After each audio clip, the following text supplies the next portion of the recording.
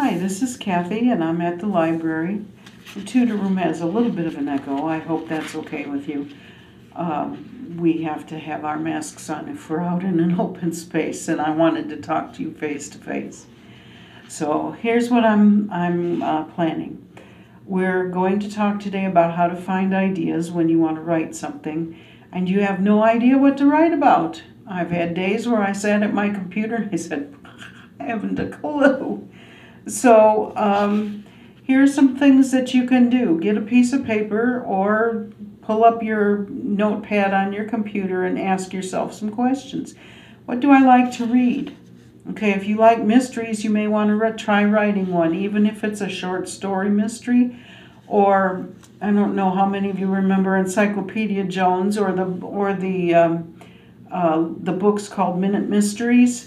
They were literally one page and an answer on the back. I mean, if you have an idea for a cool mystery, that might be a good idea.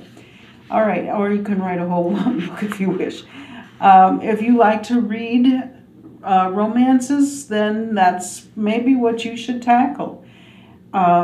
Usually your mind gets the flow of a certain type of book, and that might be exactly the kind that will come out of you the most easily. Okay, what do you know the best? Do you have hobbies or projects that you like to work on? Do you keep certain kinds of animals and you know a lot about them? Do you know how to feed them? Do you know how to take care of them? Do you know how to build habitats for them? Do you like to travel? Do you like to, I don't know, go to baseball games? Maybe there's some way you can work that into a story. Okay, do you have family recipes? Okay, here, let's take two things at once. Do you have family stories that seem to amuse or amaze people who hear them? And do you have family recipes that are always in demand? Well, how about this? Here's a family legend. I can't prove it. I never met the man. I'm sorry I never did because he sounded like a cool guy. But one of my great-grandfathers, according to the family story, was the owner of an inn in Austria, and he took, when the Emperor Franz Joseph was traveling that way, he always stayed at my great-grandfather's inn, and great-grandpa fed him. Is that cool or what? So I could make a story out of that. How about another one of my great-grandfathers? I also never met him. He supposedly had a farm in Chicago area, the farm is now the Loop. If he had kept the farm after the Chicago fire instead of moving away, what would our family be worth right now? I think that's a fun story. Anyway, everybody's family has stories. And whether they're true or not, whether that you have all the details or not, can you make a story out of it? Absolutely. I wrote a story one time. It had nothing whatsoever to do with my family, but a lot of little family tidbits got into the book. One of them, which was my grandfather, once upon a time, got an envelope from Europe and it had a black edge around it. And he knew that meant somebody in the family died. And he didn't open it right away because he didn't want to know who it was who had died. So that went into one of my stories.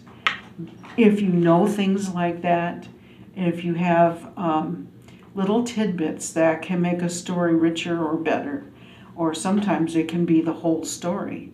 You just never know what might come in handy. Write down some of those little things that you've heard or you think you've heard. Sometimes you get the story completely wrong, but it's still a cool story. Okay, do you have a vacation spot that you especially like? How about, all right, let's wander into the realm of complete fantasy. What if you invent a superhero? Or an anti-hero? You never know. Sometimes even the bad guy can make a really good story. I remember the movie Ocean's 11, and I said, who was the good guy? I couldn't find a good guy in the whole movie. I didn't know who to cheer for, but it was a good story.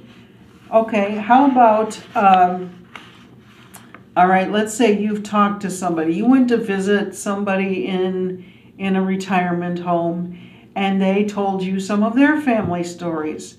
Well, maybe if you have their permission, you can use that as an interview and put the story in some magazine or other, or write it up as a, book maybe, if it's worth a whole book by itself. It depends on the story. What if you changed the story just enough, keep the main ideas, and wrote the story, changed it just enough so that it can't point all the way back to that person that you talked to? But what if it's a really cool thing and it would make a great story? So do that. How about making up a word and figuring out how that can be part of a story? Once upon a time, my friends and I made up some words, and we knew what they meant. But what would you do if you were Drosophilized for a day? Think about that for a minute. Or who do you know who has a squirkish face? I love it. Okay, now there's a book, at least one book about each one of these. What if you could do one just as good or better than the rest of the people who did it? What if you wrote about outer space, underwater, down a volcano shaft, shades of, what was that one? The volcano one. How about in a treehouse, like Swiss Family Robinson, deserted island, floating island, like Dr. Dolittle? How about living with monkeys, elephants, or lions? Ever read Born Free? Elsa the Lion? Sold into a slave trade, lost at sea with a crazy captain, or only a few rations? Pick a situation. Pick anything you want. Put yourself in a weird place and see what you can do with this story. Okay. I'm going to attach the list. There are a lot more questions on here, things that will jog your mind. 2 pages of them. Probably you can think of more. I'm sure you have some amazing stories, and if not, go sit on the porch with your neighbor and mine some of theirs. There's stories everywhere in the world, and you should never have a reason to run short. So I thank you for listening to me, and I hope you have a good time with your stories. Thank you. Bye.